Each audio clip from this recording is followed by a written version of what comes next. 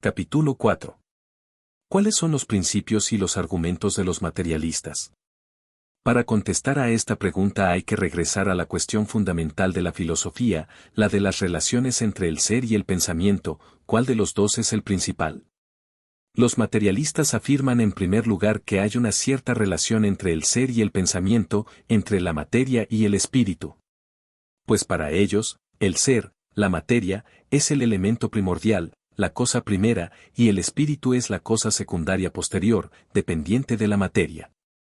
Para los materialistas, pues, no es el espíritu o Dios quienes han creado el mundo y la materia, sino el mundo, la materia, la naturaleza, los que han creado el espíritu. Y el espíritu mismo no es más que el producto supremo de la materia. Precisamente por eso, si volvemos sobre la cuestión que hemos planteado en el capítulo 2, ¿por qué piensa el hombre? Los materialistas contestan que el hombre piensa porque tiene cerebro y que el pensamiento es el producto del cerebro. Es decir, que para ellos no puede haber pensamiento sin materia, sin cuerpo. Y de que nuestra conciencia y nuestro pensamiento, por muy importantes y trascendentes que parezcan, son el producto de un órgano material físico, el cerebro. Por consiguiente, para los materialistas, la materia, el ser, son algo absolutamente real, existente fuera de nuestro pensamiento y, por tanto, no necesitan del pensamiento ni del espíritu para existir. De igual manera, como el espíritu no puede existir sin materia, no existe alma inmortal e independiente del cuerpo. Contrariamente a lo que afirman los idealistas, las cosas que nos rodean existen independientemente de nosotros, son precisamente ellas las que nos dan nuestros pensamientos. Y nuestras ideas no son otra cosa que el reflejo de los objetos en nuestro cerebro. He aquí, ante el segundo aspecto de la cuestión de las relaciones del ser y del pensamiento. ¿Qué relación tienen nuestros pensamientos respecto del mundo que nos rodea con este mismo mundo? ¿Es nuestro pensamiento capaz de conocer el mundo real? ¿Podemos nosotros, en nuestras ideas y conceptos acerca del mundo real, formarnos una imagen refleja exacta de la realidad? En el lenguaje filosófico, esta pregunta se conoce con el nombre de problema de la identidad entre el pensar y el ser, y es contestada afirmativamente por la gran mayoría de los filósofos. Y los materialistas afirman, sí, podemos conocer el mundo, y las ideas que nos hemos formado de este mundo son cada vez más ciertas y exactas, puesto que no es dado estudiarlo con ayuda de las ciencias, y puesto que éstas nos demuestran continuamente, por la experiencia, que las cosas que nos rodean tienen, sin duda alguna, una vida que les es propia, independientemente de nosotros, y que los hombres pueden, en parte, reproducir estas cosas. Para resumir, diremos, que los materialistas ante la cuestión fundamental de la filosofía afirman: 1. Que la materia es la que produce el espíritu y que desde todo punto de vista científico, no existe espíritu sin materia. 2. Que la materia existe fuera de todo espíritu y que no necesita del espíritu para existir, por cuanto tiene una existencia que le es independiente y que, por consiguiente, contrariamente a lo que dicen los idealistas, no son nuestras ideas las que crean las cosas, sino, por el contrario, son las cosas las que nos dan las ideas. 3. Que somos capaces de conocer el mundo, que las ideas que nos formamos acerca de la materia y del mundo son cada vez más exactas, puesto que, con ayuda de la ciencia podemos explicar lo que ya conocemos y descubrir lo que ignoramos. Capítulo 4. ¿Quién tiene la razón, el idealista o el materialista? ¿Cómo debemos plantear el problema? Toda vez que hemos examinado la tesis de los idealistas y de los materialistas, vamos a tratar de saber en cuál de ellas está la razón. Precisa recordar que es necesario demostrar ante todo, por una parte, que las susodichas tesis son totalmente opuestas y contradictorias, y por la otra, que según se defienda alguna de dichas teorías, ella nos conduce a conclusiones muy importantes.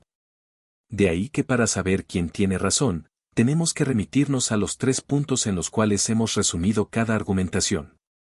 Los idealistas afirman: 1. Que el espíritu es el que crea la materia. 2. Que la materia no existe fuera de nuestro pensamiento, que para nosotros, solo es una ilusión. 3. Que nuestras ideas son las que crean las cosas. Pero los materialistas afirman exactamente lo contrario. Por tanto, creemos que debemos estudiar en primer lugar lo que entra en el dominio del sentido común y que más nos llama la atención. 1. ¿Es verdad que el mundo no existe más que en nuestro pensamiento? 2. ¿Es verdad que son nuestras ideas las que crean las cosas? He aquí dos argumentos mantenidos por el idealismo inmaterialista de Berkeley cuyas conclusiones conducen, como en todas las teologías, a nuestra tercera cuestión. 3. ¿Es verdad que el espíritu crea la materia? Estas son cuestiones sumamente importantes porque están relacionadas con el problema fundamental de la filosofía. Por tanto, discutiéndolas vamos a saber quién posee la razón y nos daremos cuenta que son particularmente interesantes, para los materialistas, en el sentido de que las soluciones que dan son comunes a todas las filosofías materialistas. ¿Es verdad que el mundo no existe más que en nuestro pensamiento? Antes de pasar a estudiar esta cuestión, debemos señalar dos términos filosóficos que empleamos y que encontraremos muy seguido en nuestras lecturas.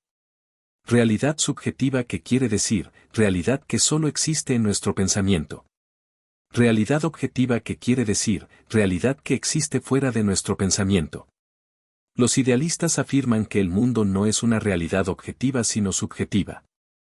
Por el contrario, los materialistas dicen que el mundo es una realidad objetiva. Para demostrarnos que el mundo y las cosas no existen más que en nuestro pensamiento, el obispo Berkeley las compone con sus propiedades, olor, tamaño, densidad, etc. Trata de demostrarnos que esas propiedades, que varían según los individuos, no existen en las cosas mismas, sino en el espíritu de cada uno de nosotros.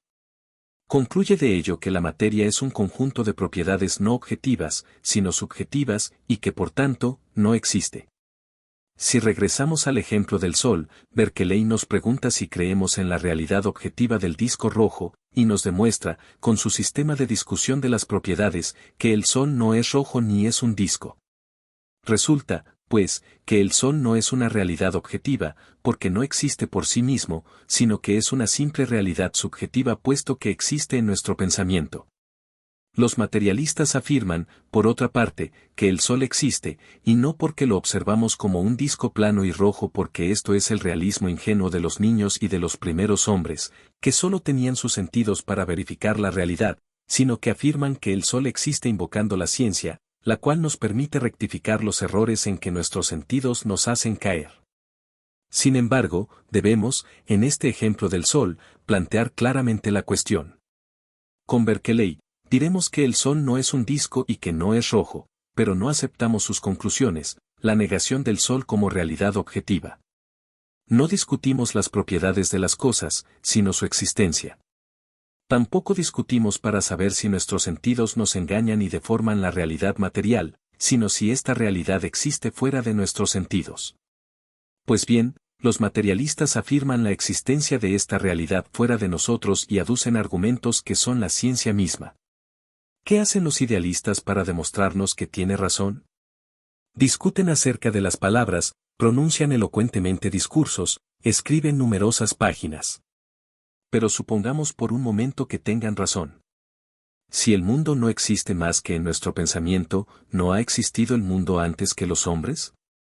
Sabemos de sobra que esto es falso, porque la ciencia nos muestra que el hombre apareció mucho después sobre la tierra.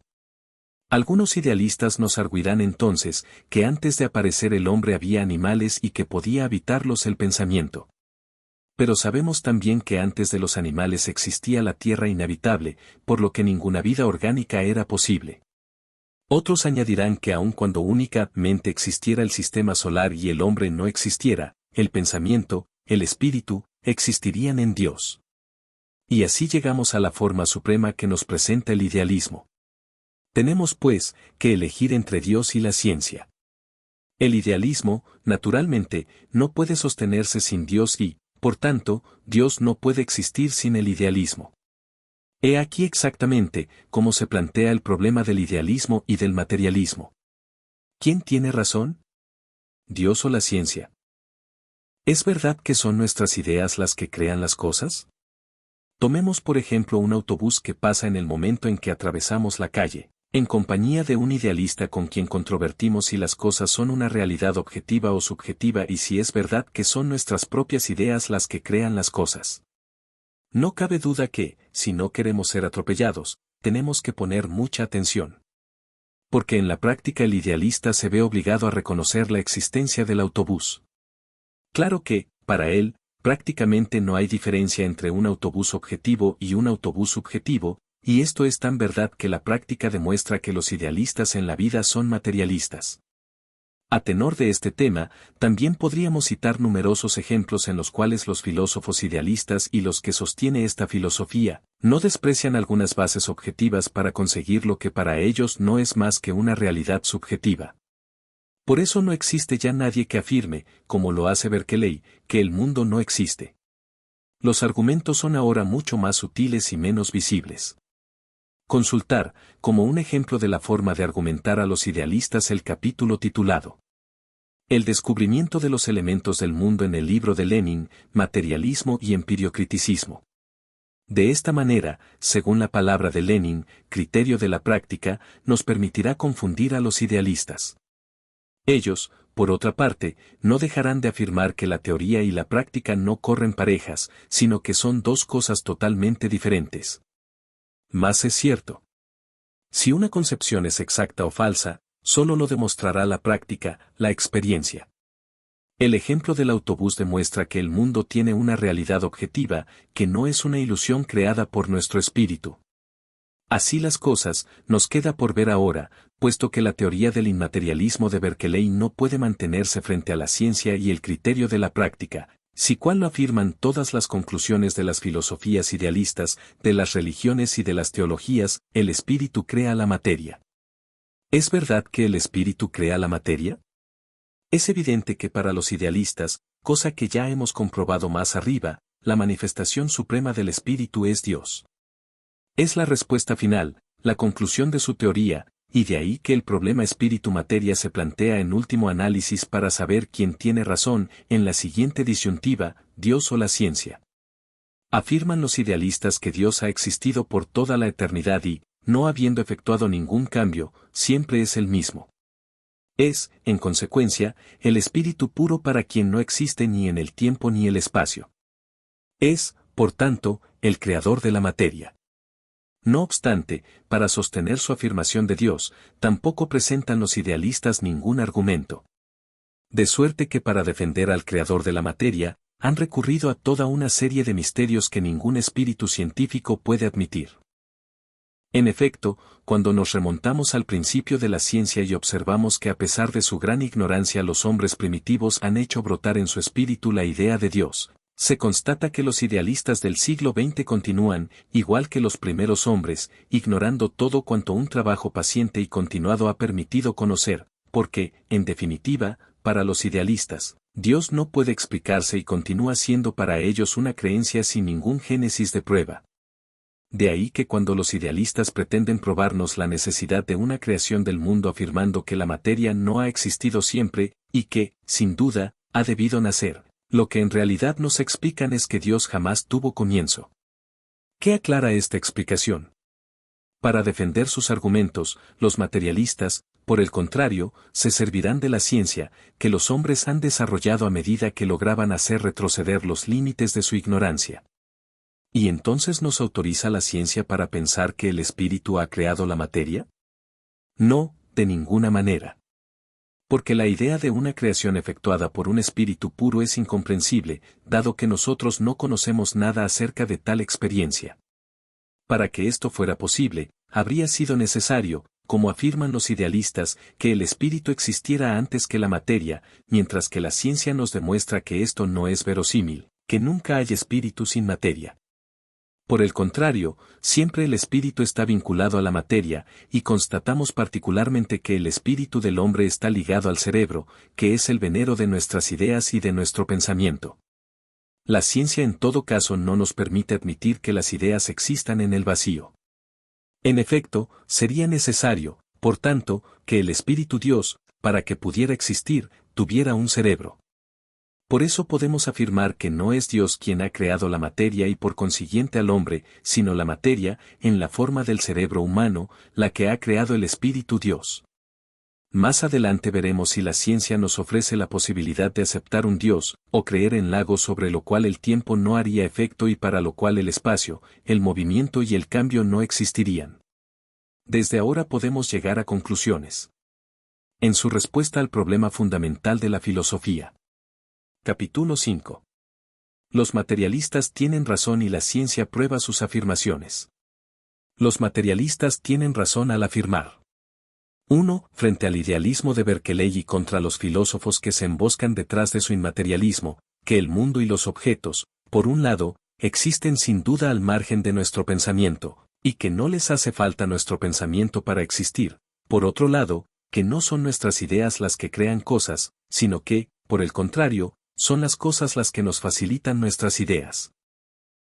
Soy Elma Hilario, directora del canal Perú Camachi Prensa Alternativa. Si te gustó el video, regálame un me gusta. También puedes suscribirte al canal y activar la campana de notificaciones. Si te gustaría apoyar al canal, puedes hacerlo a través de Yape, PayPal o Western Union. Lo que hagamos hoy tendrá eco en la eternidad.